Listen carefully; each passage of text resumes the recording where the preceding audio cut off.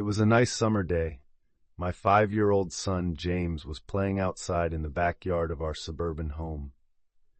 James has always been a quiet boy. He plays by himself mostly. He never had many friends, but he has always had a wild imagination. I was in the kitchen feeding our dog Fido when I heard what sounded like James talking to someone in the backyard. I'm not sure who it was he could be talking to. Could he have finally made a friend? Being a single mom, it's hard for me to always keep an eye on my son, so I decided to go outside and check on him. When I went into the backyard, I was a bit confused, because James was the only person back there. Was he talking to himself? I could have sworn I heard another voice. "James, it's time to come inside," I called out to him. He came inside and sat down at the kitchen table. It was about lunchtime, so I decided to make him a turkey sandwich. "James, who were you talking to out there?" I asked. James looked up for a moment. "I was playing with my new friend," he said, smiling. I poured him some milk and continued to pry, as any good mother would. "Does your friend have a name? Why didn't you ask him to have lunch with us?" I asked. James stared at me for a moment before replying, "His name is Laughing Jack." I was a bit taken back by what he had said. "Oh, that's a strange name. What does your friend look like?" I asked, a bit confused. "He's a clown. He has long hair and a big swirly cone nose. He's got long arms and baggy pants with stripy socks, and he always smiles." I realized my son was talking about an imaginary friend. I suppose it is normal for kids his age to have imaginary friends, especially when he has no real kids to play with. It's probably just a phase. The rest of the day went by as per usual, and it was starting to get late, so I put James to bed.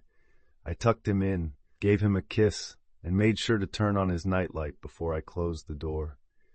I was pretty tired myself, so I decided to go to bed not long after. I had an awful nightmare. It was dark. I was in some kind of run-down amusement park. I was scared, running through an endless field of empty tents, broken-down rides, and abandoned game huts. The whole place had a horrible look to it.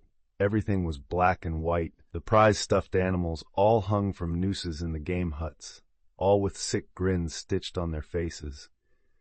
It felt like the whole park was looking at me, even though there wasn't another living thing in sight. Then suddenly, I began to hear music play. The sounds of Pop Goes the Weasel being played on a squeeze box echoed through the park. It was hypnotizing. I followed its tune to the circus tent, almost in a trance, unable to stop my legs from moving forward. It was pitch black. The only light came from a single spotlight shining on the center of the big top. As I walked toward the light, the music slowed down. I found myself singing along, unable to stop. All around the mulberry bush, the monkey chased the weasel. The monkey, though, 'twas all in fun. The music stopped right before its climax, and suddenly the lights shot on. The intensity of the lights was practically blinding. All I could see was a small, dark silhouette shuffle towards me. Then another one appeared, and another, and another. There were dozens of them, all coming toward me. I couldn't move. My legs were frozen. All I could do was watch as the haunting figures drew nearer. As they got closer, I could see they were children. As I looked at each one, I noticed they were all horribly disfigured and mutilated. Some had cuts all over their body, others were severely burnt, and others were missing limbs, even eyes. The children enveloped me, clawing at my flesh, dragging me to the ground, and tearing inside me. As the children tore me apart and I faded away, all I could hear was laughter, horrible, awful, evil laughter. I woke up the next morning in a cold sweat. After taking a few deep breaths, I looked over and saw that a few of James's action figures were positioned facing me on top of my nightstand. I sighed. James had probably woken up early and put these here. I gathered up the toys and made my way to James's room. However, when I opened the door, James was sound asleep. I just shrugged and placed the toys back into his toy box and headed out to the living room. A little while later, James woke up and I made him his breakfast. He was quiet and seemed a bit groggy. Perhaps he didn't sleep well either. I decided to ask him about the toys. "James, honey, did you put the toys in Mommy's room this morning?" His eyes shot up at me for a moment, then quickly glanced back down at his cereal. "Laughing Jack did it." I rolled my eyes and responded, "Well, you tell Laughing Jack to keep the toys in your room." James nodded and finished up his breakfast, then decided to go play out in the backyard. I went to relax in the living room, and I must have dozed off because I woke up a couple of hours later. Shit! I need to check on James. I was a bit worried. It had been over 2 hours, and I haven't checked on him.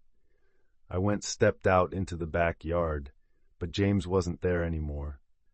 I was getting nervous, so I called out to him, "James! James, where are you?" Just then I heard a giggle come from the front yard. I rushed through the gate around to the front of the house. James was sitting on the sidewalk. I breathed a sigh of relief and walked over to him. "James, how many times have I told you to stay in the back, ya?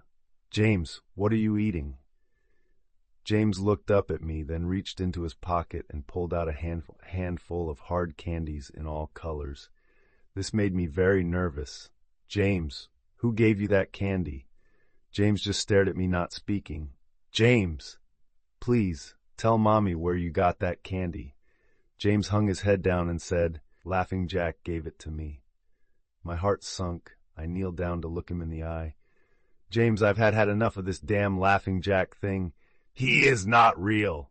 Now this is a very serious situation, and I need to know who gave you the candy." I could see my son's eyes tear up. "But Mama, Laughing Jack did give me the candy." I closed my eyes and took a deep breath. James has never lied to me, but what he's telling me is impossible. I make him spit out the candy and I throw the rest away. James appears to be fine. Maybe I'm just overreacting. After all, he could have gotten it from Tom and Linda from next door, or Mr. Walker down the street. Either way, I'm going to have to keep a closer eye on James. That night I put James to bed as usual and decided to go to bed early myself. Suddenly I was woken up by a loud bang coming from the kitchen. I sprung out of bed and hurried down the stairs. When I got to the kitchen, I was horrified. Everything on the counters had been thrown on the floor, and our dog Fido hung dead from the light fixture. His stomach was cut open and stuffed with candy, the same type that James was eating earlier that day.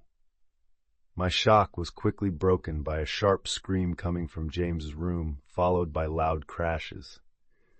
I quickly grabbed a knife from the drawer and moved up the stairs with the speed that only a mother whose child is in danger could have. I burst through the door and flicked on the lights. Everything in the room was knocked over and tossed on the floor. My poor son in his bed, crying and shaking with fear. A pool of urine staining the sheets. I scooped my child up and ran out of the house and went next door to Tom and Linda's house. Luckily, they were still awake. They let me use their phone, and I called the police. It didn't take them long to arrive, and I explained what had happened. They looked at me as if I were crazy. They searched the house, but all they found was a dead dog and 2 trashed rooms. The officer told me that someone had probably gotten into the house and done this right before making a quick escape when they heard me coming up the stairs. I knew it wasn't true. All the doors were locked and none of the windows were open. Whatever was in my house didn't come from outside. The next day, James stayed inside. I didn't want him to leave my sight. I went into the garage and found his old baby monitor and set it up in his room. If anything comes into it tonight, I was going to be able to hear it. I went to the kitchen and grabbed the largest knife from the drawer and put it on my nightstand. Imaginary friend or not, I'm not letting anything hurt my little boy. Soon enough night came. I put James to bed. He was afraid, but I promised him that I wasn't going to let anything happen to him. I tucked him in, gave him a kiss, and turned on the nightlight. Before closing the door, I whispered to him, Good night, James. I love you. I tried to stay up as long as I could, but after a few hours I felt myself drifting off. My baby would be safe for the night, and I needed to sleep. Just as I lay my head on the pillow, I heard a soft noise come from the baby monitor I had put on my nightstand. At first it sounded like interference, like the kind a radio would make. Then it turned into a soft moan. Was James asleep? Then I heard it, the laugh from my nightmare, that horrible laugh. I sprung up from the bed and grabbed the knife from under my pillow. I rushed over to James's room and creaked the door open. I tried the light switch, but it wouldn't come on. I took a step in and I could feel the warm, thick liquid on my feet. Suddenly James' nightlight came on, and I could see the absolute horror laid out in front of me. James's body was nailed up on the wall, the nails piercing through his hands and feet. His chest was cut wide open, and his organs hung down to the floor. His eyes and tongue had been removed along with most of his teeth. I was disgusted. I could hardly believe this was my baby boy. Then I heard it again, the soft, desperate moan. James was still alive. My baby, my poor baby, in so much pain, barely clinging to life. I ran across the room and vomited on the floor, but my sickness was interrupted by a horrible cackle coming from behind me. I spun around while still wiping bile from my mouth. Then out of the shadows emerged the fiend responsible for all this horror, Laughing Jack. His ghost-white skin and matted black hair hung down to his shoulders. He had piercing white eyes surrounded by dark black rings. His twisted smile revealed a row of sharp, jagged teeth, and his skin didn't look like skin at all. It almost looked like rubber or plastic. He wore a patchy black and white clown outfit with striped sleeved and socks. His body itself was grotesque. His long arms hanging down past his waist and the way he was poised made him look almost boneless, like a rag doll. He let out a sickening laugh as if to let me know he was pleased with my reaction to his work. He then turned around slowly in front of James and began to laugh even more at the horrific sight he has laid out. That was enough to shake me from my terror. I snapped, "Get away from him, you bastard!" I rushed at the monster, raising the knife above my head and stabbed down at him. But as soon as the knife touched him, he disappeared in a cloud of black smoke. The knife passed right through and pierced James' still beating heart, splashing the warm blood on my face. No. What have I done? My baby. I killed my baby. I immediately fell to my knees, and I could hear sirens in the distance growing louder. My boy, my sweet baby boy. I promised Mommy would protect you, but I failed. I'm sorry, James. I'm so sorry. Police soon arrived to find me in front of my son, still wielding the knife covered in my baby's blood. The trial was short, insanity. I was placed in the Fioropoulos house for the criminally insane, where I have been for the past 2 months. It's not so bad here. The only reason I'm awake now is because someone is playing Pop Goes the Weasel outside my window.